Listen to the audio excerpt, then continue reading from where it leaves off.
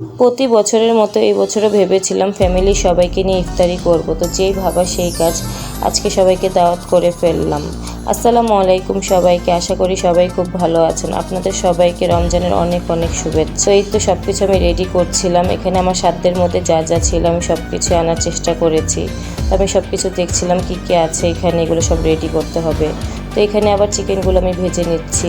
বাচ্চারা আসলে চিকেন খেতে খুব পছন্দ করে, তাই তাদের জন্য কিছু চিকেন ফ্রাই করে নিচ্ছি। তো এখানে এক চুলায় হালিম বসিয়ে দিয়েছি, হালিমটা হচ্ছিল। তো এখানে চিকেনগুলো ফ্রাই হচ্ছিল। আমি কিছু মরিচ বেটে নিলাম। বড় বড় দুটো আস্ত মাছ নিয়েছি। তো এই মাছগুলো আমি মশলা মাখিয়ে নিচ্ছি ম্যারিনেট করার জন্য। কিছুক্ষণ আগে মরিচ বেটেছিলাম, এই মাছগুলো ম্যারিনেট করব তাই। তো এগুলোকে এখন ম্যারিনেট করে রেখে দেব, পরে এগুলো সব রেডি হয়ে থাকবে। করে বৃষ্টি চলে আসছে, আমার ভাগিনা বৃষ্টিতে ভিজছিল। হঠাৎ করে বৃষ্টি চলে আসলো, তাই খুবই ভালো লাগছিল। এই তো বৃষ্টি হচ্ছে। এই দিকে আমি সব কিছু রেডি করে ফেলেছি। আসলে একলা হাতে সব কিছু করতে হয়, তাই আগেই সব কিছু করার চেষ্টা করছি, যাতে সবাই আসলে একটু কথা বলতে পারি, সময় দিতে পারি। এই তো সব কিছু রেডি করে ফেলেছি। তো আমার ছেলে এখানে বসেছিল, বলছিল মা সবাই আসে না কেন।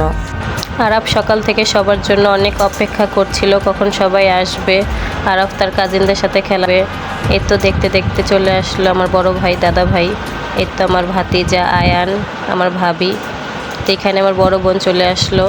আমরা আবার দুষ্টামি করছিলাম, আপুর হাতে কি এগুলো পোটলা নিয়ে আসছে আমাদের জন্য। এই তো বাইরে বৃষ্টি চলছে, বৃষ্টিটা দেখে খুবই ভালো লাগছিল। হঠাৎ করে বৃষ্টি আসাতে আবহাওয়া খুব ঠান্ডা হয়ে গেছে, খুবই ভালো লাগছিল।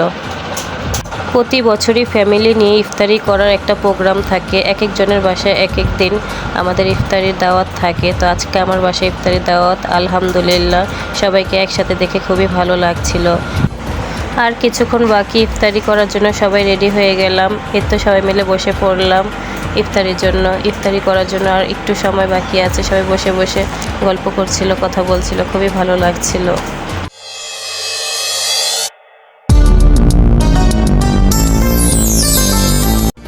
বন্ধুরা, ইফতারির পরে খুব ক্লান্ত ছিলাম, তাই মাছ ফ্রাই করার ভিডিও করতে পারিনি। আজকের জন্য আল্লাহ হাফেজ। নেক্সট ভিডিও আবার দেখা হবে।